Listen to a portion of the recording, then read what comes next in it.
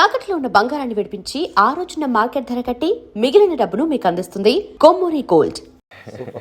Thank you. And మీకు కాకినాడ లాంటి ఒక టౌన్, ఒక ఆడపిల్ల అంటే స్కూల్కి వెళ్ళాలి, కాలేజీకి వెళ్ళాలి, ఎత్తిన తల దించకూడదు.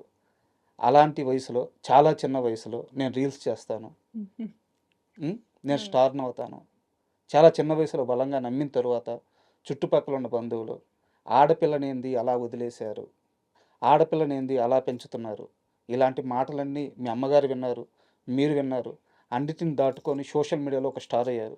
ఈరోజు ఇలా ఒక స్టార్ హీరోయిన్గా నా ముందు కూర్చున్నారు. సో ఈ జర్నీ అంతా ఒక్కసారి వెనక్కి వెళ్తే ఏమనిపిస్తుంది? అంటే మమ్మీ చాలా సపోర్టివ్.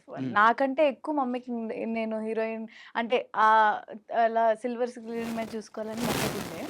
మా ఫ్యామిలీ సైడ్ అంతా వాళ్ళు ఎందుకు అలాగా రీల్స్ దాన్ని చదివించు మంచిగా అంటే నేను చదువుకుంటున్నప్పుడే చేసేదాన్ని, అంటే ఫ్రీ టైం ఉన్నప్పుడే చేసేదాన్ని. బట్ ఎందుకు రీల్స్ అవన్నీ ఆపించేసే అన్న మమ్మీ అసలు ఎప్పుడు వినలేదు. శ్రీదేవి అంటున్నట్లే స్టార్టింగ్ లో అసలు మా నాన్నకి నా మీద ఎలా నమ్మకం ఎలా ఉండిందో అసలు నాకు తెలీదు. ఆబ్వియస్లీ ఏం బ్యాక్గ్రౌండ్ లేకుండా ఇండస్ట్రీ అంటే చాలా చాలా కష్టం. యూనో ఎన్ని ఆఫీస్లు, ఎన్ని ఆడిషన్లు, ఎన్నో అంటే అందరూ అంటూ ఉంటారు సక్సెస్ ఇలా మంచి మంచి సినిమాలు చేశాడు, కోర్ట్ అని మంచి సినిమా దొరికింది అనుకుంటారు. But you know I want strongly say this, నాకు కోర్ట్ అనే సినిమా తగలడానికి 10 ఏళ్ళు పట్టింది. రాత్రికి వచ్చిన సక్సెస్ కాదు, యూనో 10 ఏళ్ళు పట్టింది నాకు ఆ రోజు తగలడం. మార్చ్ 14th 2025 మార్చ్ 14th అనే ఒక్క ఫ్రైడే నాకు రావడానికి నాకు 10 ఏళ్ళు పట్టింది. ఇది నాకు తెలిసి నేను ఎప్పుడు ఎక్కడ ఎవరికి చెప్పలేదు. నాకు మార్చ్ 14th 10 ఏళ్ళు పట్టిందండి నేను అక్కడి వరకు రావడానికి. క్వశ్చన్ యాక్చువల్గా ఈ సక్సెస్ అంటే మీరు అన్నట్టు చాలామంది రాత్రికి స్టార్ అయిపోయాడు ఇలా అనుకోవచ్చు. బట్ ఇది ఒక 10 సంవత్సరాల ప్రయాణం. ఈ 10 సంవత్సరాల ప్రయాణంలో ఈ అనుభవాన్ని నేను మర్చిపోలేను, గుడ్ ఆర్ బ్యాడ్. ఆ రోజు జరిగిన ఘటన నేను మర్చిపోలేను అనే ఒక ఇన్సిడెంట్ ఏదైనా ఉందా? పర్టికులర్గా నేను ఎందుకు అడుగుతున్నానంటే ఇప్పుడు నీ ఏజ్ గ్రూప్లో ఉన్న వాళ్ళు మంచైనా చెడైనా షేర్ చేసుకుంటే చాలామందికి అది ఇన్స్పిరేషన్ అవుద్ది. సో అందుకు అడుగుతున్నాను. ఫస్ట్ ఇండస్ట్రీలోకి రావడం అనేది ఒక రియాలిటీ షో ద్వారా జరిగిందండి. బట్ దాని ముందు అంటే ఇండస్ట్రీకి వచ్చిన దగ్గర నుంచి చెప్తున్నాను, బట్ దాని ముందు ఇంకా చాలా ఉండింది. Start with industry. First step ఒక రియాలిటీ షోలో జరిసాను. బట్ దాంట్లో నాకు ఫస్ట్ హిట్ బ్యాక్ అయింది. అందులో నుంచి ఫస్ట్ ఎలిమినేషన్ నేనే అయ్యాను ఆ షోలో.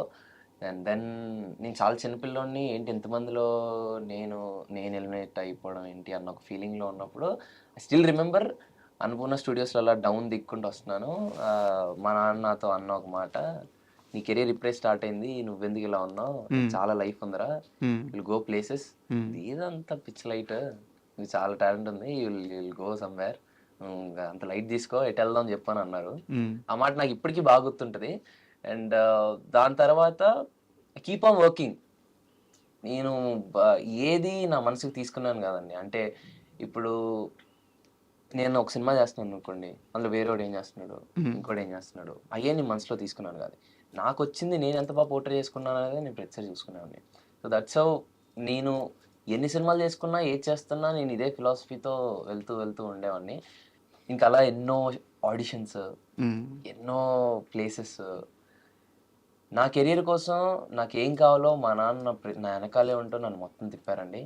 ఈరోజు నేను ఇక్కడ కూర్చొని ఇంత హ్యాపీగా నేను వాళ్ళని చూసుకుంటూ ఉంటున్నాను అంటే దానికి కారణం మా నాన్న. సూపర్. అండ్ కాస్త ఇంటర్వ్యూ ఎమోషనల్ అయింది కాబట్టి మనం శ్రీదేవి గురించి కాస్త ఫన్నీ విషయం తెలుసుకుందాం. ఎమోషనల్ అంటే ఫస్ట్ టైం అంటే నాకు ఇలా ఒక ఫ్యామిలీ సైడ్ నుండి అడగడం వాజ్ వెరీ స్పెషల్. ఇందాక శ్రీదేవి అంటుంది కదా, సో నన్ను ఇండస్ట్రీ వైపు తిప్పుతున్నప్పుడు మా నాన్న, మా ఫ్యామిలీలో చాలా మంది ఉండి మా డాడీకి కొడుకుల్ని పెంచడం రాదు వాడికి అనేసి అన్న మాటలు కూడా ఉన్నాయి. So from there to he's very happy now. నేను ఆ మనిషిని చూడగలుగుతున్నాను, ఆయన ఎంత హ్యాపీగా ఉన్నారు. అండ్ మేము ఎప్పుడైనా ఎదురెదురుగా కూర్చొని ఏం మాట్లాడుకోం కానీ మనసులో చాలా హ్యాపీ ఉంటుంది. అంటే ఒక మిడిల్ క్లాస్ ఫ్యామిలీలో ఉన్న ఈ సిచ్యువేషన్స్ చాలా ఉంటాయి. అండ్ అదే చెప్తున్నాను ఇందాక, 10 ఏళ్ళ కష్టం రాత్రి అయిపోలేదు.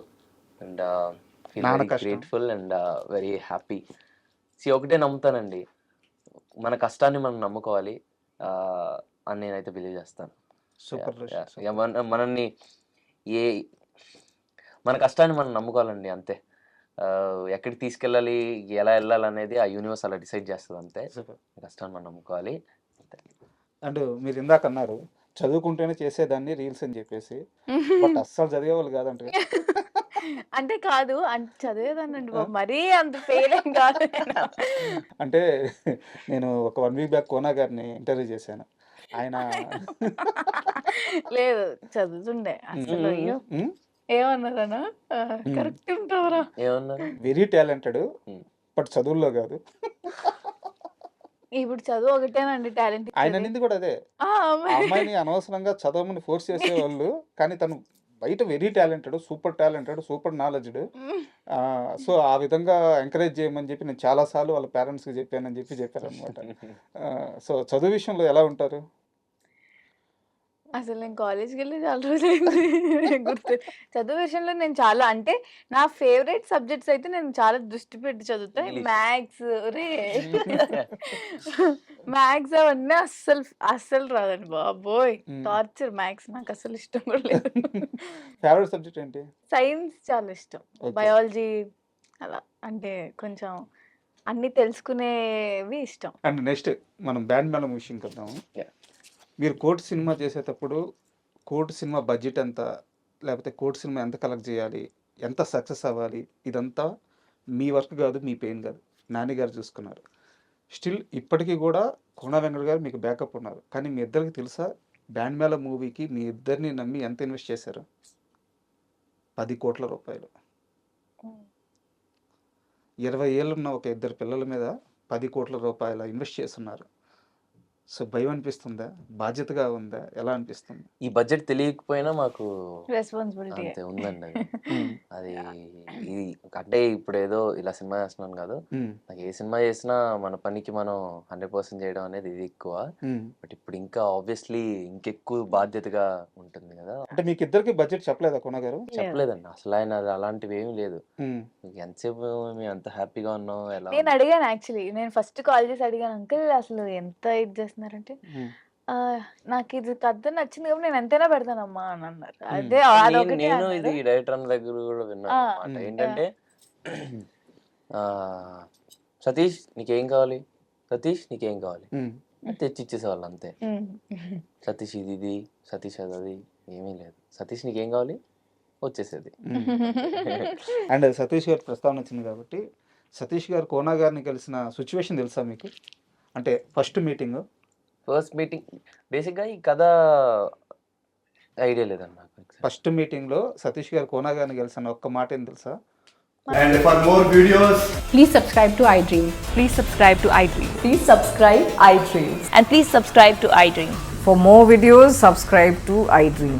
please like, share and subscribe to the channel. Congratulations, iDream. Subscribe to iDream. Subscribe to iDream. So subscribe to iDream Media. iDream ki iDream team andarki huge congratulations. Please subscribe iDream Media. Please subscribe to iDream. Subscribe iDream. Please subscribe to iDream. iDream అంటే నా కళల channel subscribe చేసుకున్న నోరు తిరుగుతలేదు, మీరైతే గంట గుర్తు కొట్టండి. For more such videos, please subscribe to iDream. Subscribe to iDream. Please subscribe to iDream. Please subscribe iDream Media. Please do subscribe to iDream. Please subscribe to iDream Media. For best entertainment and information, please subscribe iDream. And don't forget to subscribe to iDream.